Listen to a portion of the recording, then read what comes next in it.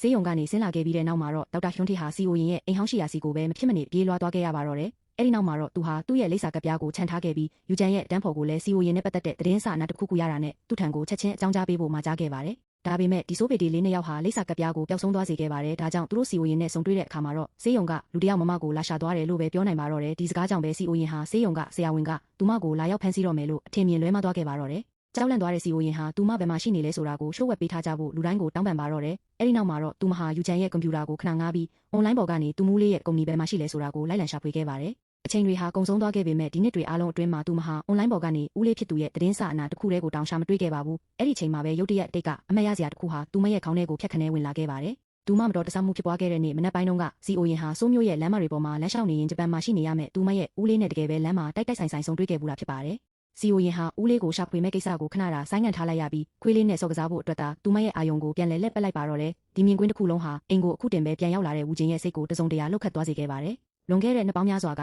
ဒီခွေးလေးဆွန့်ပစ်ခံရစဉ်တုန်းကဝူဂျင်ဟာမနေနိုင်ပဲခွေးလေးကိုကောက်ယူမွေးမြူခဲ့တာဖြစ်ပါတယ်။ဒါပေမဲ့ဒီလောက်အချိန်တွေအကြာကြီးကုန်လွန်သွားခဲ့တာတောင်ခွေးလေးဟာသူ့ပေါ်မှာတော့တကယ်တမ်းတန်ရောစင်တွေမလာခဲ့ပါဘူး။ဒါကဝူဂျင်ကိုအနှဲငယ်စိတ်မကောင်းဖြစ်သွားစေတာကြောင့်သူဟာခွေးလေးကိုအောက်ချထားခဲ့ပြီးအပေါ်ထက်ကိုပဲတက်လာခဲ့ပါတော့တယ်။သူလေကားကိုနှစ်လမ်းမြပင်မလန့်ရသေးခင်မှာပဲအိုးအိမ်စိုက်ပျိုးထားတဲ့ပင်တပင်ကိုဝင်တိုက်မိလူနီးပါးဖြစ်သွားခဲ့ပါတယ်။တကယ်တော့ CEO ရင်ဟာဒီအိမ်တွင်းစိုက်ပင်လေးညှိုးနှမ်းတည်ဆုံးတော့မဲ့အခြေအနေကိုသတိပြုမိသွားခဲ့တာကြောင့်ဒီနေ့ရဲ့တာယာတဲ့နေရောင်ခြည်ကိုရရှိစေဖို့အတွက်အပင်ကိုလေကားအနီးကိုရွှေ့ပေးထားခဲ့တာဖြစ်ပါတယ်။ဒီအပင်ကဝူဂျင်ရဲ့ခြေထောက်ကိုနင်းမိလူနီးပါးဖြစ်သွားတာကိုမြင်တော့ CEO ရင်ဟာစိတ်မကောင်းဖြစ်သွားပြီးအပင်ကိုလမ်းဘေးကိုအမြန်တွန်းဖယ်ပေးလိုက်ပါတယ်။ဒါပေမဲ့ဝူဂျင်ထွက်သွားဖို့ကြောခိုင်းလိုက်တာနဲ့တပြိုင်နက်သူမဟာထိုအပင်ကိုမူလနေရာအတိုင်းပြန်လဲဆွဲယူထားလိုက်ပြန်ပါတယ်။အဲဒီနောက်မှာတော့သူမဟာဘိုင်အိုလင်ကိုယူပြီးအပြင်ကိုထွက်လာခဲ့ကပြုပြင်ဖို့အတွက်ဂီတပစ္စည်းရောင်းဆိုင်ဒီဇိုင်းကိုရှာဖွေဖို့ပြင်ဆင်ပါတော့တယ်။ဘိုင်အိုလင်ကိုပြင်ဆင်ဖို့အတွက်ဝန်ငွေ2တန်းကုန်ကြမှာဖြစ်ကြောင်းဆိုင်ကပြုပြင်ပေးတဲ့သူကပြောပြခဲ့ပါတယ်။ဒီချက်ကသူမကိုအကြီးကျယ်ခေါင်းခဲ့သွားစေတာကြောင့်ငွေချို့ရှာဖွေနိုင်ဖို့အတွက်အလုပ်တစ်ခုမဖြစ်မနေရှာရတော့မယ်လို့သူမဆုံးဖြတ်လိုက်ပါတော့တယ်။ယူဂျန်နဲ့ကလေးထိန်မျိုးသမီးတို့ရဲ့ကူညီမှုအချို့ကြောင့်နောက်ဆုံးမှာတော့သူမရဲ့ကိုရေးရာဇဝင်ချင်းကိုပြင်ဆင်နိုင်ခဲ့ပြီးဝူဂျင်ဟာလွန်ခဲ့တဲ့အချိန်တွေကဂျာမနီမှာပညာတော်သင်တွားရောက်ခဲ့မှုလေဆိုတာကိုလည်းတိုက်ဆိုင်စွာသိရှိသွားခဲ့ပါတယ်။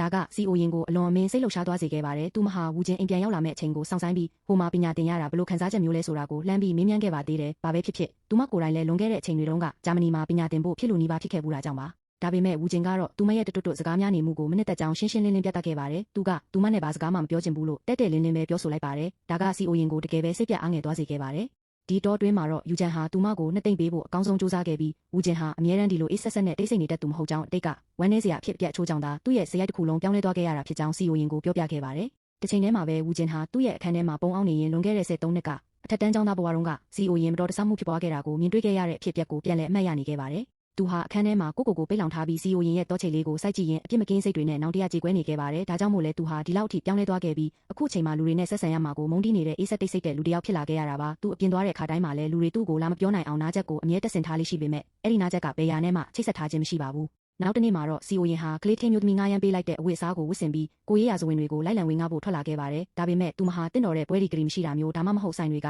အသက်29နှစ်အောက်လူငယ်တွေကိုပဲခေါ်ယူတာမျိုးစတဲ့အကြောင်းပြချက်မျိုးကြောင့်နေရာတိုင်းမှာညှင်းပယ်ခြင်းကိုသာဆက်တိုက်ကြုံတွေ့ခဲ့ရပါတော့တယ်။ဒီလိုညှင်းပယ်မှုတွေနဲ့ရင်ဆိုင်ရတာက CEO ရင်ကို